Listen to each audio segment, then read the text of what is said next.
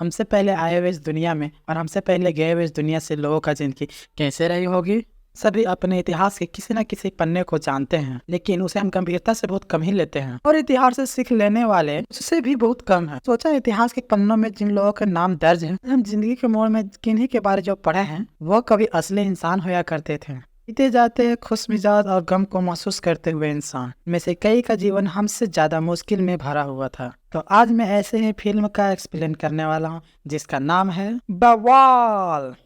तो वीडियो को हम शुरू करते हैं। अगर वीडियो अच्छा लगे तो वीडियो को लाइक जरूर कीजिएगा। इसी तरह के लेटेस्ट वीडियो पाने के लिए हमारे चैनल को सब्सक्राइब जरूर कीजिएगा ताकि आपको लेटेस्ट और फ्रेश कंटेंट मिलता रहे। कहानी है अज्जू भैया उर्फ अर्षित दीक्षित की। अज्जू भैया के खुद के लिए उनकी शान ही बहुत काफी है। तेरे लफ्जों में कहूँ तो पनीर में पड़ने वाले वो धनिया है जिसका होना या ना होना कुछ फर्क नहीं पड़ता है, लेकिन वो माहौल को बनाते हुए अपने इमेज को ऐसा बनाया है पूरे लखनऊ शहर में उन्हीं के चर्चे होते हैं। जी भैया से तो पूरे दुनिया ही इम्प्रेस है, लेकिन वो खुद से है बहुत ज्यादा डिप्रेस है। लखनऊ के पावन धरती पे झूठ के बीच बो बकर हुआ जी भैया ने अपने इमेज की लहराते हुए इमेज खड़ी की है। जी भैया ने आर्मी, नासा, कलेक्टर जैसे जॉब को ठुकराते हुए शिक्षक बन गए हैं। इनके रोचक किस्से पूरे लखनऊ में सुनाए जाते हैं। कि असल जिंदगी तो जानते हैं, माता पिता से ताने सुनने वाला, अपने मर्जी के खिलाफ किसी ज्ञान हिस्ट्री टीचर के नौकरी करने वाला, अपने दोस्तों के तरक्की से जलने वाला लूजर है। झूठ के सारे दुनिया के समझ अपने परफेक्ट इमेज बनाई है। अज्जू भैया को किसी चीज का नॉलेज हो या ना हो, लेकिन वो ज्ञान हर चीज का दे सकते हैं। ये हम अज्जू भैया क्लास में देख पाते हैं, लेकिन बच्चों को पढ़ाता हुआ नहीं। एक बच्चा बोर्ड पे लिख रहा होता है तो दूसरा बच्चा दरवाजे पे पहरेदारी करता है, कोई टीचर अंदर ना आ जाए।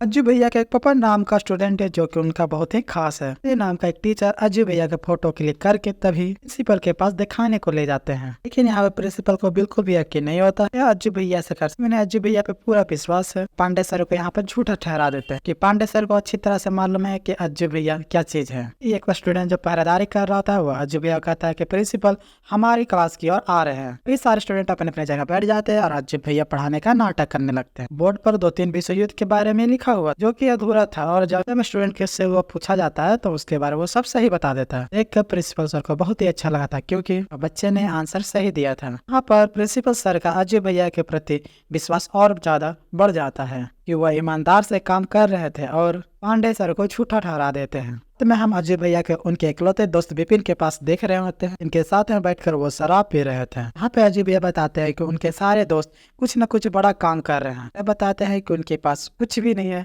सिवाय यह इमेज के। कहते हैं मैं इस इमेज को नहीं खो सकता हूँ क्योंकि वो कुछ न करते हुए पर भी वो अपने दोस्त के बराबर दिखाई देते हैं। वे कहते हैं कि मेरी नौकरी ऐसा है कि काम पर जाने का मन नहीं करता और घर ऐसा है कि वापस आने का मन नहीं करता, क्योंकि अज्जू भैया के पापा हमेशा ताने बाने बुनते रहते हैं। रात में जब अज्जू भैया घर पहुंचते हैं नशे की हालत में तो उनके पापा दरवाजे खोलते हैं। दरवाजा खोलते हैं अज्जू भैया को उनके पिता क्रेडिट कार्ड के बिल बताते हैं जो कि काफी हाई फाई था। कि इमेज को बचाने के चक्कर में अज्जू भैया ने काफी ब्रांडेड चीज मंगाए हैं, इसलिए अज्जू भैया का पिता अज्जू भैया पर पैसा खर्च नहीं करते क्योंकि उन्हें मालूम है कि झूठी इमेज बनाने के चक्कर में यह काफी पैसा खर्च कर देगा। जब अज्जू भैया अपने कमरे में जाते हैं तो वहां पर हम एक लड़की को उनके बिस्तर पे सोते हुए देख पाते हैं। यहाँ पे अज्जू भैया गिलास को उठाते हैं और जमीन पे टन से छोड़ देते हैं। इससे वो लड़की घबराते हुए उठती है। यहाँ पे हमें यह मालूम पड़ता है कि यह लड़की का नाम निशा है और अज्जू और निशा दरअसल में शादीशुदा है। अज्जू उनसे कहता है कि आज मंगलवार है और आज बेड पर सोने का दिन उसका है। इससे हमें यह पता चलता है कि अज्जू भैया शादीशुदा है। यहाँ पे हमें यह भी मालूम पड़ती है कि अज्जू और निशा के बिल्कुल भी नहीं पड़ती, और वो क्यों नहीं पड़ती है ये आगे देखते हैं। यहाँ हमें फ्लैशबैक के स्टोरी में यह बताया जाता है कि निशा बहुत खुश रहती थी और एक इंडिपेंडेंट लड़की थी और वो बहुत ही तेज लड़की भी थी। उसने अपने लाइफ के बारे में काफी सपने देखे थे। उसे जॉब करनी थी और अपने लाइफ को एंजॉय करना था। कि उसके लाइफ में कोई लड़का नहीं था तब भी वह काफी खुश रहा करती थी और उसे यह उम्मीद था कि वह जिसे भी अपना लाइफ पार्टनर चुनेगा वो बहुत ही बेस्ट होगा। एक दिन निशा के लिए अज्जू का शादी का रिश्ता आता है। अज्जू की जिस तरह इमेज थे निशा उसे देखकर उस पर फिदा हो जाती है। देखती है अज्जू का रिश्ता आते हुए वह काफी खुश हो जाती है क्योंकि उसका समाज में इज्जत भी काफी था और उसका व्यवहार भी काफी अच्छा था। अज्जू मिलनसार भी है और यहाँ पर निशा को लगता है उसका जीवन साथी मिल गया। अज्जू और निशा के बीच बात होती है और निशा अज्जू को पहले ही बता देती है कि उसे एक प्रॉब्लम यहाँ बताती है कि उसे मिर्गी के दौरे पड़ते हैं। मिर्गी के दौरे पिछले 10 साल से तो नहीं आए हैं, अब आगे आए या ना आए, लेकिन मुझे ये बता देना जरूरी समझी मैं। यहाँ अज्जू को यह लगता है कि शायद अब निशा को दौरे नहीं पड़ेंगे क्योंकि यह बचपन की चीज होती है, तो सब ठीक हो गया होगा, इसलिए अज्जू हाँ कह देता है। इस रिश्ते के लिए हाँ इसलिए बोला था क्योंकि निशा बहुत इंटेलिजेंट और टॉपर लड़की थी, निशा उसके साथ रहेगी तो उसकी इमेज और भी बढ़ जाएगी, इसलिए वो शादी के लिए हाँ कह देता है और कुछ दिनों के बाद उनकी शादी हो जाती है। तो काफी अच्छे तरीके से हुई थी और सभी लोग इस शादी को लेकर खुश भी थे। उनकी विदाई होने वाले थे, अज्जू के घर वाले लेट भी हो रहे थे, इसलिए अज्जू जो है निशा के कमरे में जाने लगता है। लेकिन वहां जाकर जो अज्जू देखता है वो देखकर वो हैरान हो जाता है कि निशा को मिर्गी का दौरे आए हुए थे। इसकी वजह से निशा की हालत बहुत ही ज्यादा खराब हो चुके थे। यह देखकर अज्जू बुरी तरह से हैरान हो जाता है, वो कोई और ना देख पाए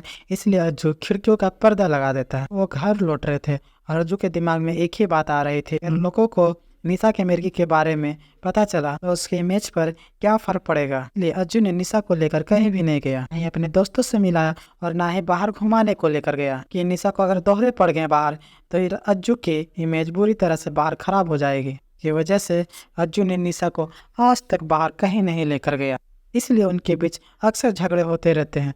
और निशा ने बताया भी था कि मिर्गी के दौरे पड़ते हैं क्योंकि बहुत ज्यादा टेंशन पे पड़ते हैं। दौरा उसे शादी वाले दिन ही पड़े थे। अब 8 महीने बीत चुके हैं और उनके बीच ऐसा कुछ भी नहीं हुआ है। और अज्जू निशा को उल्टी सीधी बात बोल देता है, जिसके चलते निशा अज्जू को थप्पड़ लगा देती है। और थप्पड़ लगने के बाद यहाँ कहता है कि अगर इमेज की प्रॉब्लम नहीं होती ना तो मैं तुम्हें कब का छोड़ दिया होता। निशा को मायके जाना होता है, लेकिन अज्जू उसे वहाँ भी छोड़ने को नहीं जाता है। वह बहाने बना देता है कि स्कूल में कुछ इम्पोर्टेंस काम है जिसकी वजह से वो निशा को छोड़ने नहीं जा सकता है। कि पिछले रात से अज्जू का दिमाग काफ़ी ख़राब हो चुका ही था और स्कूल में जाकर भी वह किसी से ठीक से बात नहीं कर रहा होता है। तभी अज्जू से एक स्टूडेंट उठता है और पूछता है वर्ल्ड वार 2 के बारे में। उससे कहता है कि यह क्वेश्चन पेपर में नहीं आएगा, लेकिन फिर भी वह बच्चा जिद करने लगता है, जो उस बच्चे को थप्पड़ लगा देता है और चुपचाप बैठने को कहता है। इसके बाद हम निशा के मायके का सीन देख पाते हैं। यहाँ पर निशा की माँ उसे देखकर यह समझ जाती है कि निशा की हालत ठीक नहीं है। उन्हें अपनी माँ को सब कुछ सच सच बता दी होती है और वह कहती है अभी भी देर नहीं हुई है, हम डिवोर्स ले सकते हैं। क्या कहती है मुझे एक और मौका चाहिए, अगर वो ठीक नहीं हुआ तो हम तलाक ले सकते हैं। आगे हम पांडे सर और अज्जू को टॉयलेट करता हुआ देख पाते हैं। कम से कम सोच समझकर तो थप्पड़ मारा होता, या पांडे सर अज्जू से कहते हैं बच्चे को तुमने थप्पड़ मारा है, वो दरअसल कोई और नहीं एमएलए का बेटा है। यह सुनते हैं अज्जू बुरी तरह से डर जाता है। घर पर जाता है तो उसके परिवार वाले टेंशन में होते हैं कि एमएलए कुछ कर ना दे जाता है और सोर्स लगाता है, लेकिन कोई सॉल्यूशन नहीं निकल पाता है। देर बाद निशा मायके से वापस आ जाते हैं जहां बिल्कुल भी माहौल ठीक नहीं था। और फिर हम अगले दिन एमएलए को देख पाते हैं। एमएलए स्कूल में आता है और अज्जू यहाँ पर एमएलए से माफी मांगता हुआ है। वह कहता है कि मुझसे गलती हो गई। यहाँ पर एमएलए प्रिंसिपल से कहता है कि वह एक कमेटी बैठा है क्योंकि यह आदमी इस स्कूल में पढ़ाने लायक है या फिर नहीं, लेकिन तब तक के लिए यह आदमी इस स्कूल से सस्पेंड रहेगा। इसलिए अज्जू को 1 महीने के लिए सस्पेंड कर दिया जाता है। जब अज्जू बाहर आता है तो उसके इमेज पर तो फर्क पड़ता है कि सभी लोग अज्जू को घूर कर देख रहे थे और बच्चे भी उनसे नहीं डर रहे थे। अज्जू को ऐसा लग रहा था कि अब उसकी इमेज कहीं ना कहीं खराब होने वाली है। वह विपिन के साथ शराब पीता है रात में, तो वो कह रहा होता है कि अब इमेज बनाने का वक्त आ गया है। वह विपिन से कहता है कि माहौल ऐसा बनाओ कि रिजल्ट के बारे में कोई मुझसे पूछे भी ना। क्रिकेट मैच के बारे जिक्र करता है और वह कहता है 4 साल पहले एक मैच था। मैच के शुरू होने से पहले हमने ग्राउंड में बहुत अच्छे तरह से सिंचाई की थी, टिंग भी लगवाए थे और बच्चों को क्रिकेट के जर्सी भी बांटे थे। क्या तुम्हें याद है उस मैच में मैंने कितने रन बनाए थे? पर विपिन ने कहता है कि आपने शायद 70 से 80 रन बनाए थे, लेकिन अज्जू से कहता है कि मैंने सिर्फ 5 रन ही बनाए थे। मैंने जो माहौल बनाया था उसे देखकर लोगों को अभी भी लगता है कि मैंने 70 से 80 रन बनाए थे, क्योंकि ऐसा माहौल बनने पर कोई भी रिजल्ट नहीं देखता है। तो अब अज्जू भैया को माहौल तो बनाना ही था, लेकिन उन्हें ये समझ में नहीं आ रहा था कि अब माहौल बनाए तो कैसे बनाए। के बाद वो अपने चहेते स्टूडेंट से मिलते हैं जिसका नाम पवन होता है। जिसे पवन उनसे कहता है कि पीरियड में तो सारे बच्चे बहुत एंजॉय करते हैं क्योंकि आप वर्ल्ड वार पढ़ाने वाले थे, तभी गेम का पीरियड लगता है। तभी उनके दिमाग में एक आइडिया आता है और वह प्रिंसिपल सर से मिलने के लिए उनके चैम्बर में पहुंच जाता है। कहते हैं कि मैं बच्चों को वर्ल्ड वार 2 के बारे में पढ़ाने वाला था और अब मैं सस्पेंड हो चुका हूँ। कहते हैं कि मैं इसे चुप बैठने वाला नहीं हूँ, मैं बच्चों को वर्ल्ड वार 2 के बारे में पढ़ाकर ही रहूँगा। बच्चों को वर्ल्ड वार 2 के बारे में पढ़ाऊँगा, जहाँ वर्ल्ड वार 2 हुआ था वहाँ से लाइव वीडियो पढ़ाऊँगा कि मैं बच्चों को लॉस में नहीं डाल सकता हूँ। टिकटें भी बुक करा ली है जिसका दाम 3,20,000 रुपया है। के बाद वह विपिन से मिलता है और वह कहता है नौकरी तो आज ही छोड़ दे, अगर उसे नौकरी से निकाला गया तो उसकी इमेज पूरी खराब हो जाएगी। यूरोप जाकर पढ़ाएगा तो उसकी इमेज डबल हो जाएगी और एक माहौल भी बन जाएगा। यहाँ प्रॉब्लम यह था कि उसे वहाँ जाने के लिए और भी पैसे चाहिए था कि जुगाड़ उसने कर ली थी। अपने पिता के पास जाता है और उन्हें इमोशनली ब्लैकमेल करता है ताकि उसने प्रिंसिपल के पास जो बात कहे थे वो अपने पिता के पास आकर सच बक देता है। फिर वो अपने पिता से कहता है कि आज तक उसने निशा को भी कहीं नहीं घुमाया है। कहता है कि निशा को वह यूरोप घुमा कर लाना चाहता है। और अब रात होती है, अज्जू का माता पिता साथ में सोते हैं तो अज्जू की माँ अज्जू के पिता से कहते हैं कि अज्जू हमें बेवकूफ़ बना रहा है। पर अज्जू के पिता अज्जू की माँ से कहते हैं कि हाँ मुझे मालूम है कि वो हमें बेवकूफ़ बना रहा है। और उन्हें कहीं ना कहीं यह लगता है कि अज्जू और निशा के बीच जो दूरियां है वह कहीं ना कहीं कम हो जाएगी। यह बात निशा अपनी माँ को भी बताती है और यह सुन उसकी माँ भी काफ़ी खुश होती है। अज्जू ऐसा काम बहुत कम ही करता है, जिसके बाद अज्जू पिता रुपये को यूरोप में कन्वर्ट करने के लिए जाते हैं और वो सभी को बताते हैं कि उसके बेटा यूरोप जा रहा है, जब वो बच्चों को वर्ल्ड वार 2 के बारे में पढ़ाएगा। जैसा कि माँ ने निशा को यूरो दे दिए थे रुपए, क्योंकि उसे मालूम था कि अज्जू उसे कोई रुपया नहीं देगा। अज्जू जब यहाँ घर आता है तो निशा अज्जू के गले मिलकर उसे थैंक्स कहती है। उसे गले लगकर कहती है कि वह बहुत ही ज़्यादा एक्साइटेड है। लेकिन अज्जू तभी कहता है कि तुम्हें ज़्यादा एक्साइटेड होने की ज़रूरत नहीं है कि तुम यूरोप नहीं जा रहे, यूरोप में अकेला ही जा रहा, तुम सिर्फ एयरपोर्ट तक ही जाओगे, वहाँ से तुम अपने घर को चले जाओगे, क्योंकि एयरपोर्ट तक नहीं लेकर गया तो मुझे घर से जाने को नहीं मिलेगा, मुझे पैसे भी नहीं मिलेंगे। यह सुनने के बाद ये निशा बहुत ज़्यादा रोती है और उसे उसके माँ की कही हुई बात उसे याद आती है। तलाक अच्छा निर्णय था। निशा अपने सामान को पैक करने लगती है और वह अज्जू से कहती है कि मैं जा रही हूँ, घर नहीं बल्कि यूरोप। वो कहते हैं कि मुझे तुमसे कोई लेना देना नहीं है, क्योंकि पैसे तो मुझे सास ससुर ने दे दिए हैं। वह कहती है मैं तो यूरोप जा ही रही हूँ। और अज्जू को ना चाहते पर भी निशा को यूरोप साथ में लेकर जाना ही पड़ता है। दिन वो अपने माता पिता से बाय बाय कहते हैं और अपने फ्लैट में जाकर वो बैठ जाते हैं। पर अज्जू जो है एक मूवी को देखकर बहुत ही ज़्यादा एंजॉय कर रहा होता है। कल्पेश नाम का एक लड़का खाने के सामान को पीछे पार्सल करता है, जो एक बार तो पास कर देता है, लेकिन कल्पेश बारी बारी उसे कुछ न कुछ सामान देता है। वह पीछे पास करने के लिए कहता है। अज्जू को गुस्सा आने लगता है और कल्पेश एक गुजराती लड़का है। यहाँ पे वह एक फाफड़ा पास करने को कहा तो अज्जू ने उसे दांत से चबा दिया। बाद वो कहता है कि आपसे टोल टैक्स लगेगा। वो कहता है कि अब जो भी चीज़ तुम पास करने को बोलोगे उसमें से वो आधी चीज़ मेरी होगी और आधी चीज़ पास होगी। नहीं, अब निशा अज्जू यूरोप पहुँच जाते हैं और निशा को अज्जू कहता है कि तुम कॉन्फिडेंस के साथ चलना। वो एक ऑफिसर के सामने से क्रॉस होता है तो वह ऑफिसर को गुड मॉर्निंग कहता है मारते हुए, और तभी अज्जू को वो ऑफिसर अपने पास बुला लेता है। वह उसके सामान के चेकिंग करना चाहते थे। पर वो सामान को चेक करते हैं और बक्से को खोलते हैं, लेकिन वह खुल नहीं पाता है, जिसकी वजह से वो ताले को ही तोड़ देते हैं। पर उसे ये पता चलता है कि दरअसल ये लगेज उसका नहीं है, दरअसल वह किसी और का है। तो उन्हें ये पता चलता है कि ये लगेज कल्पेश का है और यह दोनों लगेज सेम थे। पर वो यह बोल नहीं पाता है क्योंकि सामान तो जब्त होते, उनके साथ साथ ये भी जब्त हो जाते हैं। से अज्जू बाहर निकलता है एयरपोर्ट से तो वह कल्पेश के पीछे पीछे भागने लगता है, लेकिन तब तक कल्पेश जा चुका होता है। कल्पेश का बैग चेक हो रहा होता है तो जहाँ पर वह रंग बिरंगे चीज और अजीब सा ये थे, जिसे देखकर अज्जू को काफ़ी बुरा लगता है। अब के होटल में पहुँचने के बाद अज्जू पूरी तरह से तैयार था वीडियो बनाने के लिए। पर वो पूरी कॉन्फिडेंस के साथ वीडियो बना रहा होता है, जिससे सारे बच्चे एक्साइटेड के साथ वीडियो देख रहे होते हैं। सभी को इंतजार था कि अज्जू सर यूरोप से कोई वीडियो लाएंगे। अज्जू बच्चों को बताता है कि कल वो म्यूजियम जाने वाला है, यहाँ से वो उन्हें वर्ल्ड वार 2 के बारे में बताएगा। अज्जू कल्पेश के कपड़ा पहन के आता है, जो कि पूरी तरह से बेढंगे थे। वह पूरी तरह से ठीक भी नहीं थे और अच्छी तरह से फिट भी नहीं हो रहे थे। और दूसरी ओर इसको सारे कपड़ा बहुत अजीब ही लगते हैं। कहता है ऐसी प्लेन टी शर्ट कौन पहनता है, और उसके बहुत मजे लिए जा रहे थे। उसकी माँ कहती है कि ऐसी प्लेन टी शर्ट तो कोई गमे पे भी ना पहने।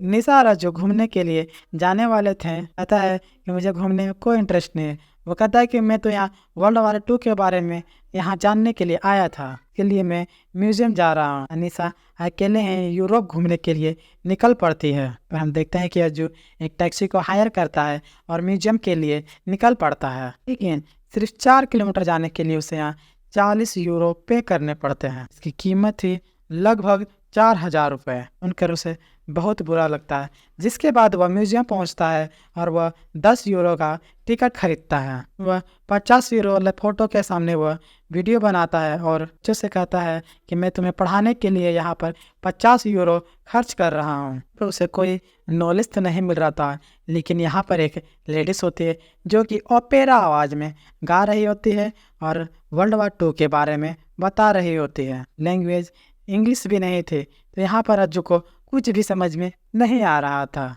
निशा अकेली ही दूसरी ओर एंजॉय कर रही थी, को एक्सप्लोर कर रही थी, बहुत ज़्यादा खुश भी थी, फिर सारा शॉपिंग भी कर रही थी। वो अपना एक स्केच भी बनवाया था कि काफ़ी खूबसूरत था। दूसरी तरफ अज्जू पूरी तरह से फ्रस्ट्रेट हो चुका था, यहाँ से जाने भी नहीं दे रहे थे। जब उसे यहाँ से जाने का मौका मिला तो उसका दिमाग पूरी तरह से खराब हो चुका था। वो कुछ खाना चाह रहा था, लेकिन कोई भी चीज़ 8-10 यूरो से नीचे थी ही नहीं। ये काफ़ी महंगी थी और वो बिना खाए यहाँ से चला जाता है। आने के बाद उसे कहीं ना कहीं लगता है कि कल्पेश का शर्ट पैंट बदल देनी चाहिए। वो कपड़े लेने जाता है और वहाँ 100 यूरो से कम के कोई कपड़े नहीं थे। वो यहाँ से अंडरवेयर खरीदता है और अपने रूम में वापस तुरंत आ जाता है। बस आने पर वो देखता है निशा ने काफ़ी चीज़ खरीदी हुई है। वो यह देखकर समझ जाता है निशा ने यहाँ पे काफ़ी एंजॉय की है। निशा के मोबाइल में चोरी छुपे फोटो भी देखता है। निशा आने वाले थे, वो तुरंत ही बेड पर लेट जाता है। तो वो बताता है उसने बहुत ही एंजॉय किया। यह देखकर निशा समझ जाती है वो कुछ भी नहीं किया है। निशा अज्जू सच बता देता है कि उसका दिन बहुत ही खराब गया है। वो निशा से कहता है क्या तुम कल मेरे साथ चल सकते हो, मेरा सहारा हो जो कि मुझे यूरोप घुमा सकती हो और तुम्हें काफ़ी सारा नॉलेज भी है। एक अनजान देश है और तुम मेरा सहारा नहीं बनोगे तो इस देश में मैं कैसे सरवाइव कर पाऊंगा। ऐसा कहते हैं कि उसका ससुराल भी एक नए देश की जैसा होता है, जहाँ उसे किसी का सहारा पड़ता है जो कि पति होता है, और वह अच्छा पति तुम नहीं बन पाए कभी। लेकिन तुम टेंशन मत लो, मैं तुम्हारा सहारा जरूर बनूंगी, कि मैं तुम्हारे तरह नहीं हूँ। और अगले ही दिन वह घूमने के लिए निकल पड़ते हैं। दिन अज्जू कल्पेश की बहुत ही अच्छे चमचमाते शर्ट पहने हुआ होता है। आईफिल टावर के पास आते हैं और वो बताती है कि हिटलर में जब अटैक किया था तो वह यहाँ से सारे कोई भाग गए थे। वह इस खूबसूरत शहर को बर्बाद होता हुआ नहीं देख सकते थे। वह आज जिस जगह पे खड़े हैं वह ये व्यू हिटलर के हाथ आज तक नहीं लगा था।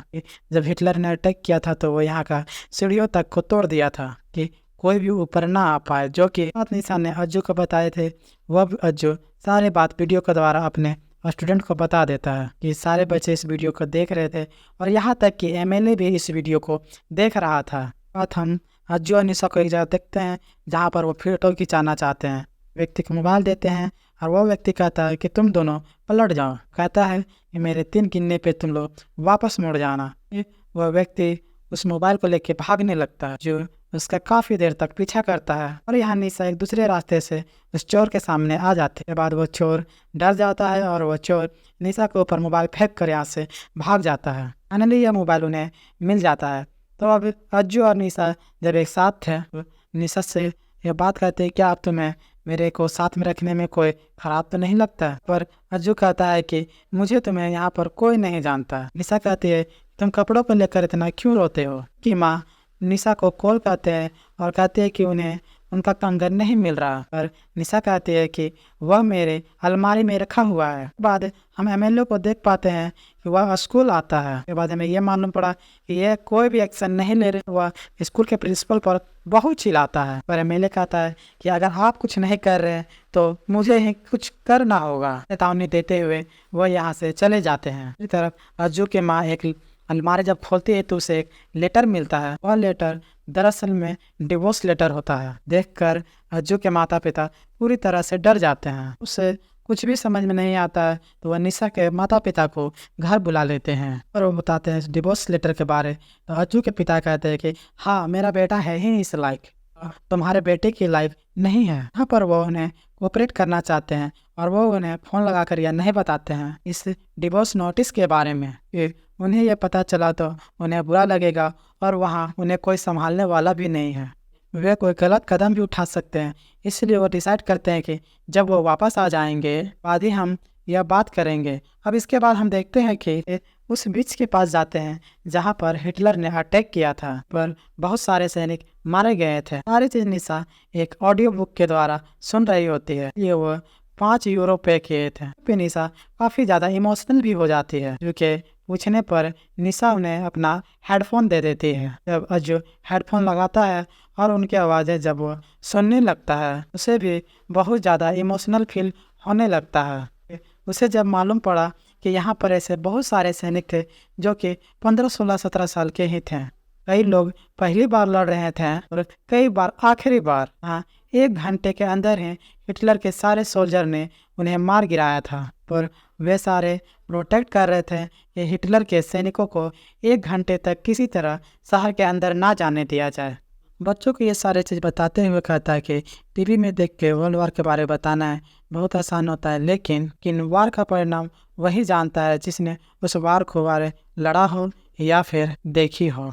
सभी की सच्ची श्रद्धांजलि यही होगी कि इन सबको भूला ना जाए, इन्हें सिर्फ इसलिए ही याद ना रखा जाए कि यह एग्जाम में आएगा, बल्कि तभी दूसरी ओर निशा अज्जू से पूछती है कि तुम्हें अपनी इमेज इतनी प्यारी क्यों है। अज्जू कहता है निशा से, तुम सभी लोग टॉप क्लास के हो, मैं एवरेज। कहता है कि मैं टॉप बन नहीं सकता हूँ लेकिन मैं टॉप दिख सकता हूँ और यही मेरी इमेज है।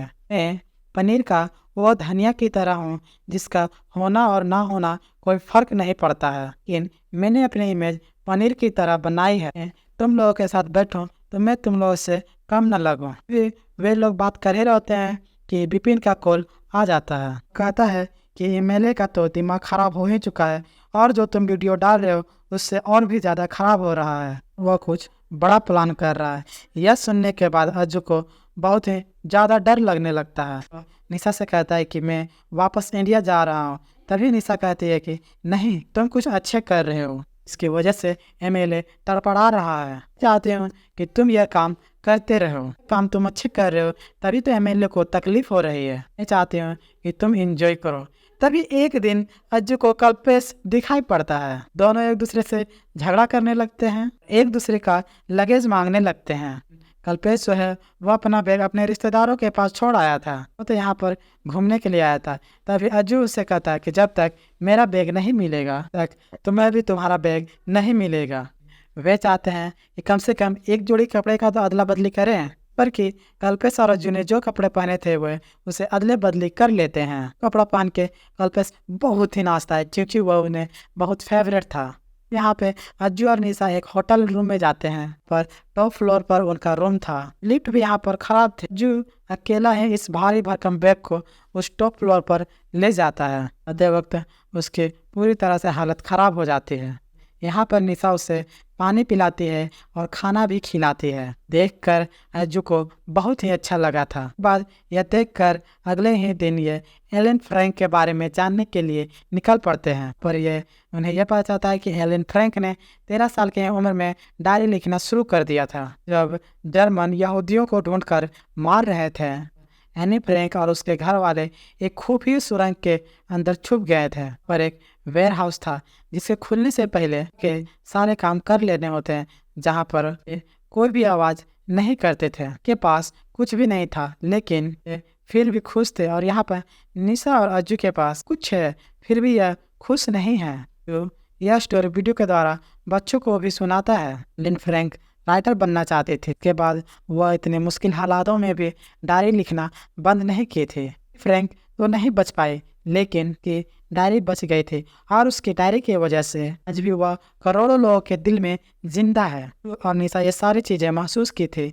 और आज जो निशा से यह कहता है यह तुम्हारा आखिरी दिन होगा तो तुम क्या कहना चाहती हो। इस पर निशा कहती है कि मैं कोई महंगी से ड्रेस पहनकर किसी महंगे से क्लब में जाकर बियर पीना चाहूंगी। बल्कि अज्जू से एक ड्रेस दिलाता है कि बहुत ज़्यादा खूबसूरत थी। देखकर अज्जू देखता ही रह जाता है। बाद वह एक क्लब में जाते हैं और वहाँ जाकर वो एक दूसरे बियर पीते हैं। वह बियर पीते पीते एक दूसरे के फेवरेट से जानने की कोशिश करते हैं कि वह कभी भी नहीं किए थे, जबकि उन्हें एक दूसरे के फेवरेट फिल्म भी नहीं मालूम थी। लेकिन अब सब कुछ मालूम चल गया पर कि उन्हें कोई भी मैच नहीं होता दिख रहा था। जिस पर निशा कहती है कभी कहीं मैच होना जरूरी नहीं होता है, साथ होना जरूरी होता है। आगे दोनों को रोमांटिक डांस करते हुए देख पाते हैं। सभी लोग उन्हें देख रहे होते हैं। उनकी एक वीडियो भी बन रही होती है। आगे चलकर दोनों एक दूसरे के साथ रहने लगते हैं और दोनों यूरो को एंजॉय करने लगते हैं। और अब अज्जू भी कहीं न कहीं निशा को पसंद करने लगता है। दोनों बहुत ज्यादा खुश थे। यहाँ पर निशा ने वो वीडियो होटल वाले शेयर कर दी थी। और वो दोनों जब साथ में बैठकर बात कर रहे होते हैं तभी विपिन का कॉल आता है। विपिन उनसे कहता है कि तुम्हारे लखनऊ में तुम्हारे डांस देखकर काफी भोकाल मच गई है। वह उनसे कहता है कि तुम वर्ल्ड वार 2 के बारे में पढ़ाने नहीं बल्कि तुम अपने हनीमून में मनाने गए हो। यह सुनते ही अज्जू तुरंत ही निशा के पास जाता है, उस पर बहुत ही ज्यादा चिल्लाता है। और यहाँ पर अज्जू निशा झूठे इमेज के बारे में बात करने लगती है। पर अज्जू निशा से चिल्लाते हुए निशा से कहता है मुझे लाइफ में कभी भी कुछ भी नहीं मिला और लाइफ पार्टनर मिला भी तो वो भी डिफेक्टेड।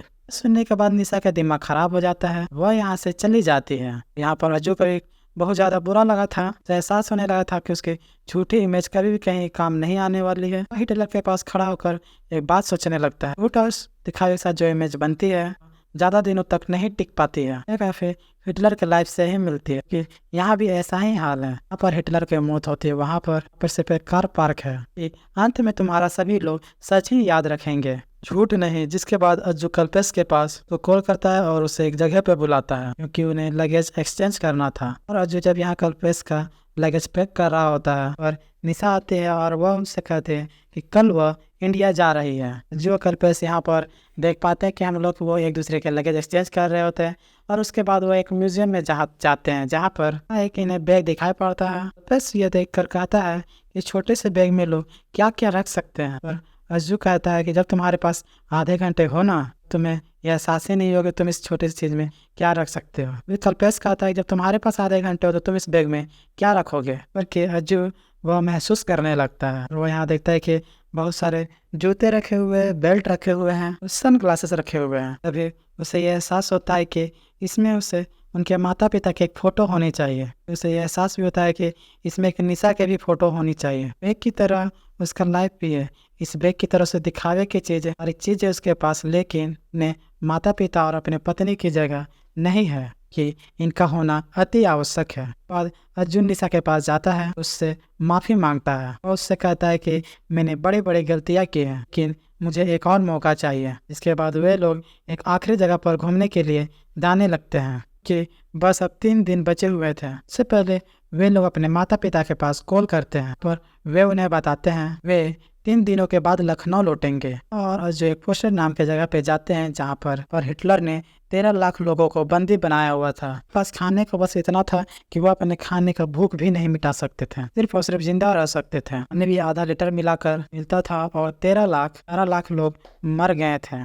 पर किसी भी चीज के लिए इनकार का सजा मौत था। ये ऐसी जगह पर जाते हैं पर 13 लाख इंसान में से एक इंसान बच गया था। अपनी स्टोरी सभी को बताता है। यह स्टोरी कहीं ना कहीं अज्जू और निशा की स्टोरी से मैच खाती है। पर वो कहता है कि मेरे पत्नी से मेरी कभी नहीं बनती थी। हालांकि मैंने अपनी पत्नी को कभी नहीं मारा लेकिन मैंने उसे अटेंशन भी नहीं दिया। वह प्यार डिजर्व करती थी, वह भी मैंने उसे कभी नहीं दिया। वह हिटलर के कैद में फंसा हुआ था तो बस उसे एक ही बात याद आती थी कि अब मुझे जब भी उठूंगा सुबह देखने को चेहरा नहीं मिलेगा। 20 घंटे इंतजार करने के बाद 1 घंटा मिलने को मिलता था। या 23 घंटे इसी बेसब्री के साथ निकल जाता था कि वह 1 घंटा उन्हें मिलने को मिलेगा। लेकिन एक दिन उसकी पत्नी वापस नहीं लौटी, जो कि मालूम था कि वो वापस नहीं लौटेगी। वो कहता है तुम्हारे जिंदगी में जो भी स्पेशल हो तुम उसे बहुत प्यार करो, इस जिंदगी का कभी कोई भरोसा नहीं है। दूसरी तरफ हम देखते हैं कि प्रिंसिपल अज्जू के खिलाफ कोई भी एक्शन नहीं ले रहे होते हैं। मैंने अज्जू क्लास में पहुंच जाते हैं जहां बच्चों का एक सरप्राइज टेस्ट लेते हैं। अज्जू और निशा एक ऐसे चैम्बर में जाते हैं। हिटलर काम के दौरान लोगों को लाता था और उन्हें बेरहमी से मार देता था। सारी चीज़ें अज्जू और निशा महसूस कर रहे थे। फिर अचानक से निशा को मिर्गी के दौरे पड़ने लगते हैं। यह देखकर अज्जू काफ़ी ज़्यादा घबरा जाता है। उसका चेहरा अपने गोद में लेता है और सभी को बताता है कि यह मेरी बीवी है। वह उसका आखिरी तक हाथ नहीं छोड़ता है। बाद निशा ठीक हो जाती है और अब अज्जू उसके साथ रहने लगता है। वो रात का खाना भी बनाता है और निशा का खूब ख्याल रखता है। घर वापस जाने का समय आ चुका था और अब निशा और अज्जू काफ़ी खुश थे। वो निशा का पूरी तरह से ख्याल रख रहा था और निशा को ऐसा लग रहा था कि अब वो बदल चुका है। और निशा घर न जाकर अज्जू को कहते कि अब वो वापस ससुराल जाना चाहती है। कर अज्जू भी बहुत खुश हो जाता है और अब दोनों अपने पर जाते हैं तो अज्जू के माता पिता भी इतने ज़्यादा खुश होते हैं। यह समझ आ चुका था कि अब सब कुछ ठीक हो चुका है। पर अज्जू बचे हुए यूरो अपने माता पिता को वापस भी कर दिए थे कि उसने पहली बार किया था। पर अज्जू निशा से कहता है कि जो चाहो सो कर सकते हो, जॉब भी कर सकती हो और मैं तुम्हारा पूरा साथ दूंगा। अज्जू स्कूल जाता है और वो यहाँ पे फैसला लेने वाला होता है कि यह फैसला लेने वाला था कि अज्जू इस स्कूल में टिकेगा या फिर नहीं। और अज्जू पहले एक स्पीच सुनाता है और वह सबको बताता है कि मैं एक घटिया टीचर हूँ। मैंने अपने स्टूडेंट को कभी भी मन लगाकर नहीं पढ़ाया है। हमेशा उन्हें मार्क्स बढ़ा कर दिया करता था ताकि वो कभी फेल ना हो, मेरी इमेज बरकरार रहे। मैं आपको बताना चाहता हूँ यह सारे फेक है, इमेज पूरी तरह से फेक है। मैं ये कहना चाहता हूँ कि मैं पिछले 15 दिनों से मेरे बच्चों को पूरी ईमानदारी के साथ पढ़ाया हूँ। ये पिछले 15 दिन का मेरे पूरे दिन का पढ़ाई ये तो नहीं कर सकता है ना, इसलिए वो रेजिग्नेशन लेटर देना चाहता है। कहता है कि मैं इस स्कूल को छोड़ रहा हूँ। यहाँ पर एमएलए बोल पड़ता है। ने सभी बच्चे का एक सरप्राइज टेस्ट लिया था और सभी बच्चे ने बहुत अच्छे अंक लाए हैं। मैंने उस रेजिग्नेशन लेटर को फाड़ कर फेंक देता है। जो बाहर जाता है तो वो सभी बच्चों के आंख में अपने लिए वह इज्जत देख पाता है। दरअसल में एक असली इमेज है। यहाँ पर निशा आई हुई थी को देखकर वह बहुत ज़्यादा खुश होता है। फिर वो दोनों यहाँ से चले जाते हैं। बात से ही निशा और उसके फैमिली बहुत ही ज़्यादा खुश होने लगते हैं और साथ रहते हैं। और निशा एकदम दोस्त की तरह रहने लगते हैं। उन्हें निशा को पूरी तरह से एक्सेप्ट कर लिया था। दोस्तों ये कहानी भले ही दो लोगों के करीब आने की हो, उसे वर्ल्ड वार 2 के जानकारी के बीच परोसा गया है। जानकारी बिना बोल के हुए एंटरटेनमेंट की तरह गया है। बच्चों को यह फिल्म जरूर दिखानी चाहिए ताकि उन्हें इस बारे में जानकारी मिल सके। और भी यह फिल्म बोर नहीं करती है, यह स्पीड से आगे बढ़ती है। स्टोरी और जानकारी के बीच एक काफी अच्छा बैलेंस है। एस तिवारी कामयाब हुए हैं। रफ लोकेशन के जरिए इस वर्ल्ड वार फिल्म को देखना काफी दिलचस्प लगता है। यह साफ सुथरी फिल्म है, यह आप आराम से पूरे फैमिली के साथ देख सकते हैं। अच्छी छोरे जैसे अर्थपूर्ण फिल्म देने वाले इस तिवारी की ये फिल्म बवाल का जब ये ट्रेलर आया धवन और इसके फिल्म के सेकेंड वर्ल्ड वार कैसे जोड़ा गया होगा, फिल्म देखने के बाद पता चला नितेश वर्ल्ड वार के कई किस्सों को में रूपक की तरह इस्तेमाल करके आज के रिलेशनशिप और ताना वाना के साथ अच्छी तरह से जोड़ा है। सुझाव भले ही आपको दूर की कोड़ी लग रही हो, जैसे जैसे कहानी आगे बढ़ती जाती है हर और सिचुएशन उसे अपने साथ प्रभावित करने लगती है। दर्शक भी उससे जुड़ता चला जाता है। तक बात करें तो फिल्म का हाफ किरदार और हल्की फुल्की कॉमेडी के साथ न गया है। हालांकि कहानी और किरदार को इक्वेट करने में थोड़ा सा समय खर्च किया है। यह फिल्म थोड़ी सी स्लो लगती है। इंटरवल के बाद यह कहानी अपनी असली मकसद के साथ आती है। यह फिल्म को एक अलग ट्रीटमेंट देते हैं। कोई दो राय नहीं कि विधि के ब्रेकडाउन पर स्टोरी को बुनना अच्छा टास्क ही था। नितेश अश्विनी तिवारी की यह कहानी पीयूष गुप्ता, निखिल बत्रा और यह फिल्म के साथ बखूबी निभा ले जाते हैं। इनके संवाद अब भी थोड़े से हिटलर के जैसे हैं। अपने पास है उससे हम खुश नहीं है, दूसरे के पास है वो हमें चाहिए। तो कब की खत्म हो गई, लेकिन अंदर की वर्ल्ड वार ये कब खत्म होगी। फिल्म के अंतिम होते होते ये बल्कि ना एक मैसेज देती है बल्कि एक गुड फील भी हमें देती है। के मामले में यह फिल्म हर तरीके से साबित हुई है। नंबर 1 जुग जुग जियो जैसे में क्यूट अनचने किरदार करने वाले वरुण धवन, कपूर, सौरभ, गौरव जैसे फिल्मों में के रूप में काफी बढ़े हैं। के खाते में उनके पास काफी जटिल भूमिका ने आई है। देखो नेगेटिव भी हो सकती थी। इससे मतलब ये जुगाड़ू और आत्मनिर्भर ईमानदारी से आया है। और वरुण के फोन स्क्रिप्ट और केमिस्ट्री प्यारी लगी हमें। सीधी सादी स्मॉल उनके गर्ल की भूमिका जची और फिदा में मनोज पावे ने न्याय दिया है। माँ की भूमिका में अंजू एंटनी सही साबित हुई। कलाकारों फिल्म में अच्छा काम किया। दोस्तों उम्मीद करता हूँ आपको ये मूवी काफी पसंद आई होगी। वीडियो पसंद आई हो तो वीडियो को लाइक जरूर करें। इसी तरह के वीडियो पाने के लिए आप इस चैनल को भी सब्सक्राइब करिए कि आपको इसी तरह के लेटेस्ट वीडियो पाने के लिए फ्रेश कॉन्टेस्ट मिलते। धन्यवाद। जय हिंद भारत, जय श्री राम।